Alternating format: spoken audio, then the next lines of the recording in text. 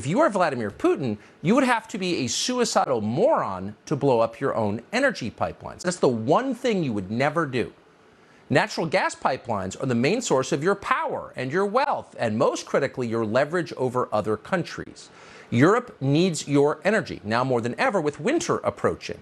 If you can't deliver that energy, then countries like Germany have no need to pay attention to what you want. You're in the middle of a war, an all-hands-on-deck war, so you need all the leverage you can get. Under these circumstances, there is no chance you would blow up Nord Stream 1 or 2. Not now, obviously. In fact, it's so obvious that even our famously dim Secretary of State, Tony Blinken, seemed to acknowledge it. Sabotaging Nord Stream, he said today, is, quote, clearly in no one's interest. Right, but really only half right. It is true that blowing up Nord Stream does not help Vladimir Putin. He would not do that. Why would he? But that doesn't mean that other countries wouldn't consider doing it. They would consider it, and we know they have considered it because at least one of them has said so in public. In early February, less than 3 weeks before the war in Ukraine began, Joe Biden suggested on camera that he might take out these pipelines. Watch. If Russia invades, that means tanks or troops crossing the border of Ukraine again. Then there will be no longer a Nord Stream 2. We will bring an end to it. How will you do that exactly, since the project and control of the project is within Germany's control? We will, I promise you, we'll be able to do it. Notice how he phrased that. And he's the president, doesn't phrase things by accident, particularly when he's reading off cards. He didn't say, I will pause the delivery of gas from Russia to Germany. He said, there won't be a Nord Stream 2. We'll put an end to it. We'll take it out. We'll blow it up. How will you do this? He was asked. I promise you we will be able to do it. They thought this through. And yet those watching, very much including us, didn't take Biden seriously when he said it. This is the president who has declared climate change the most pressing emergency in the history of the world. This is the man who lectures you about using a wood stove or driving an SUV because of its emissions. This is the guy who spent billions trying to mitigate cow flatulence because methane. Would that guy really blow up a methane pipeline in the middle of the Baltic Sea? It was hard to imagine. That would be an unimaginably reckless act. That would be the kind of thing you would do if you wanted to start a nuclear war. It would be insane. And yet, in retrospect, it's obvious they were thinking about this because Joe Biden wasn't the only person to suggest it. Toria Nuland at the State Department said pretty much the very same thing. Nuland is a lifelong war cheerleader. She worked to bring about the Iraq invasion, never apologized, kept going. She helped engineer the coup that overthrew the Ukrainian government some years back. So clearly she's capable of anything. But environmental terrorism, even for Toria Nuland, that seemed too much, too extreme.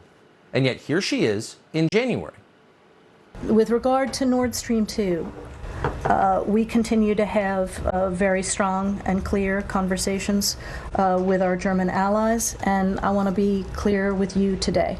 If Russia invades Ukraine, one way or another, Nord Stream 2 will not move forward.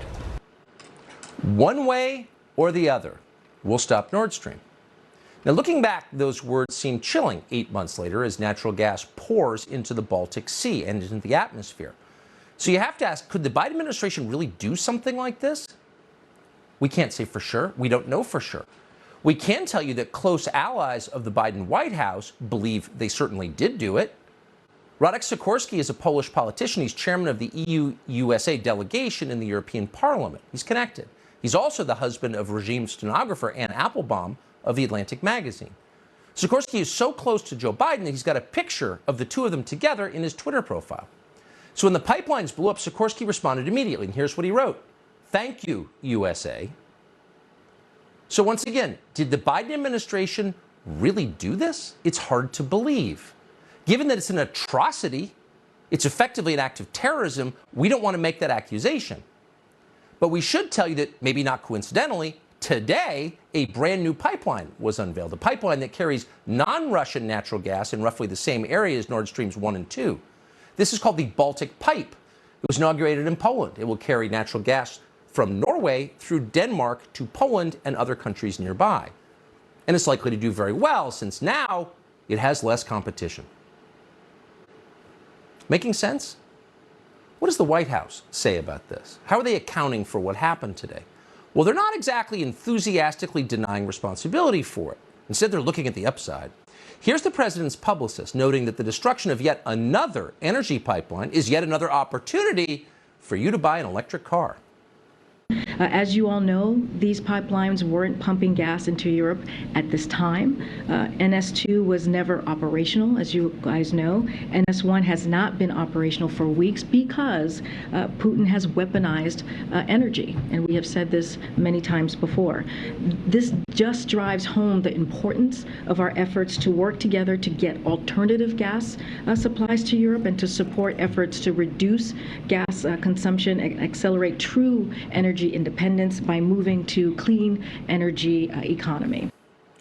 Oh, moving to clean energy, say the people who very may well be responsible for letting methane into the Baltic Sea and into the atmosphere at a scale that most people can't imagine.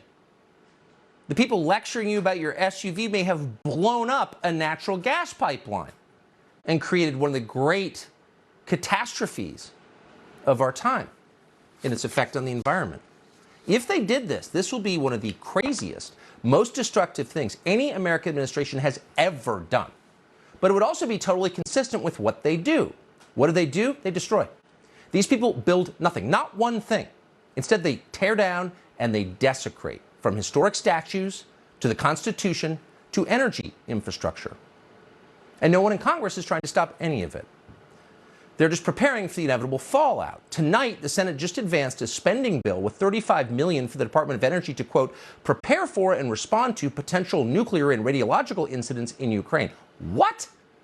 The spending bill also brings the total U.S. expenditure on Ukraine, the war, but also funding its government and energy for Ukraine, to $67 billion on the eve of what could be a massive economic disruption. Here, to our economy, $67 billion. How much is that? Well, it's more than Russia's entire military budget last year.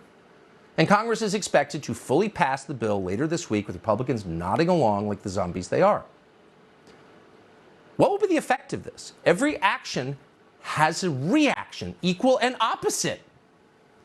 Blow up the Nord Stream pipelines? Okay, we've entered a new phase, one in which the United States is directly at war with the largest nuclear power in the world. Doesn't mean it'll go nuclear immediately, but it does suggest there could be consequences. If we actually blew up the Nord Stream pipelines, why wouldn't Russia sever undersea internet cables? What would happen if they did that? What would happen if banks in London couldn't communicate with banks in New York? Just that one piece of it, leaving aside its potential effects on our power grid. But let's just say the banks couldn't communicate with each other for one day. What would the economic effect of that be? Oh, we would cascade downward into your house. We could have an actual collapse. We could wind up very quickly in third world conditions. Those are the stakes.